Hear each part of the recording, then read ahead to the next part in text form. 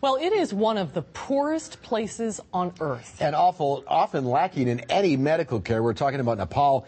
And that's where Dr. Zorba Paster is headed on an incredible journey. Zorba is joining us now to tell us about it. You're going to Nepal for a month. That's right. To help these people with their medical issues. Right. There is one doctor for 50,000 people in this particular area of Nepal, way over in the left-hand side of Nepal and Tibet. And we've raised a whole bunch of things to really bring them some medical services, and it's going to be wonderful. I get to sleep on the ground on a pad for a month. No toilet services, no washroom, and some. You ready for this?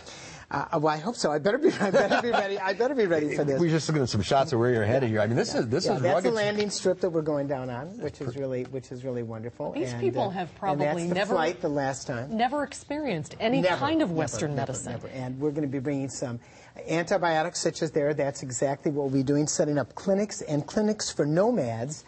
And this is the organization. That's the one doctor for 50,000 people. It's going to be just spectacular. And what's amazing, that's the group that's organizing it that I'm with, is that people have been so generous, and so have institutions. If you look, I'm wearing a Land's End, wonderful Land's End fleece, which I'm in Dodgeville, and I packaged them up. They donated 50 of these, not only for the people at the clinic, but the people who work. It's absolutely wonderful that they did it, so we're going to give them 50 new fleece. It's just going to be fantastic. And how do you prepare personally?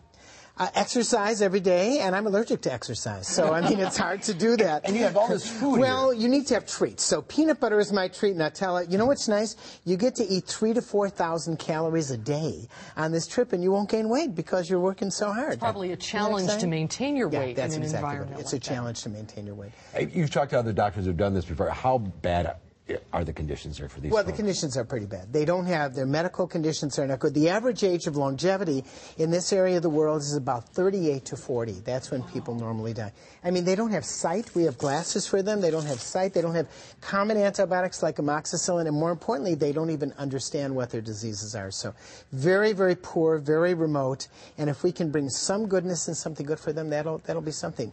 And set up a relationship that we hope will go on with the University of Wisconsin longer than this one trip. Incredible journey is an understatement. What did your wife say about you doing this? She said, "You go, I'm staying home." That's what she said. But she said it was okay that I would do it, and she was rooting for me, as well as my children. All said, "Do it, Dad. You've got to do something like this." It's going to be quite an experience for you. It should be quite nice, and I will come wait back to hear about it. I was going to say I will come back when I am done. After you take a shower. All right, Zorba. Safe journeys. Thank you. Good luck. Safe trip.